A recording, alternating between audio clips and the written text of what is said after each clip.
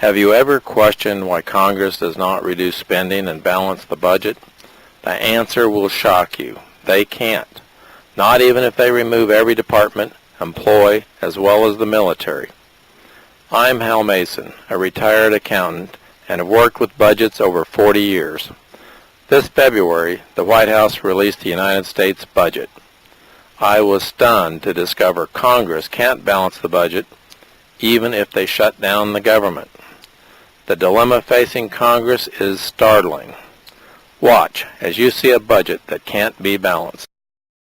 To understand Washington's budget dilemma, we simply click on the President's budget for fiscal year 2013. Page 210 provides 12 years of budget data. We will only look at this year, 2012. Washington will spend $3.8 trillion. However, it will only collect $2.5 trillion in taxes, resulting in a deficit of $1.3 trillion, an amount larger than what Congress appropriates to operate the federal government. Now to explain the dilemma.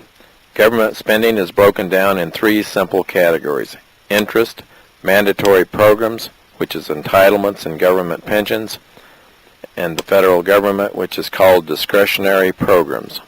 It breaks down the government in two pieces: security-related, which includes the military, and non-security, which encompasses any spending that is not related to the nation's security, such as Department of Education, Energy, etc. We simply cross out the federal government, and the remaining cost exceeds all tax revenues. The problem is simple. Spending for mandatory programs and interest is greater than the tax revenues collected. Mandatory programs include Social Security, Medicare, Medicaid, unemployment, and federal pensions. Congress must pay the interest and has promised to pay the pensions and entitlements. So the dilemma they face is that after the checks are processed for mandatory programs and interest, there isn't $1 left to fund the military or any federal employee, department, or office.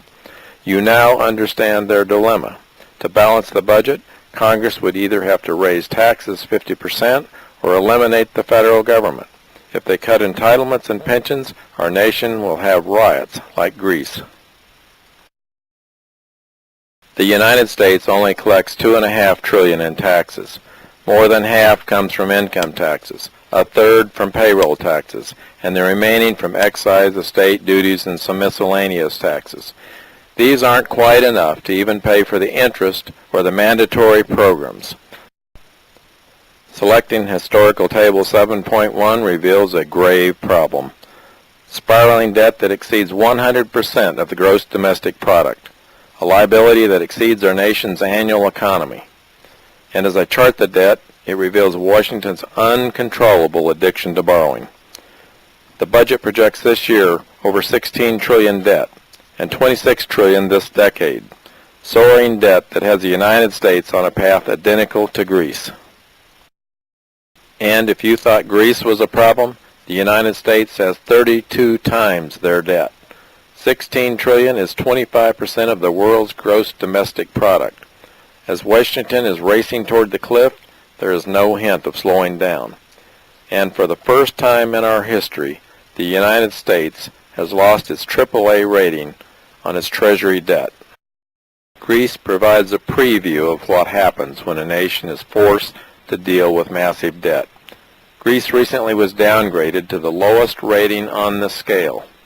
Investors lost 70% in the recent European bailout, and the bailout of bonds are now rated as junk bonds. The question is not if, but when the United States will collapse from the weight of the soaring debt. And we need to ask, what are we paying these Washington intellects to do? They have no approved budget, they borrow every dollar to operate, and they estimate debt will soar to $26 trillion. Instead of solving the crisis, they raise the debt ceiling. There is a tipping point where the debt can no longer be sustained.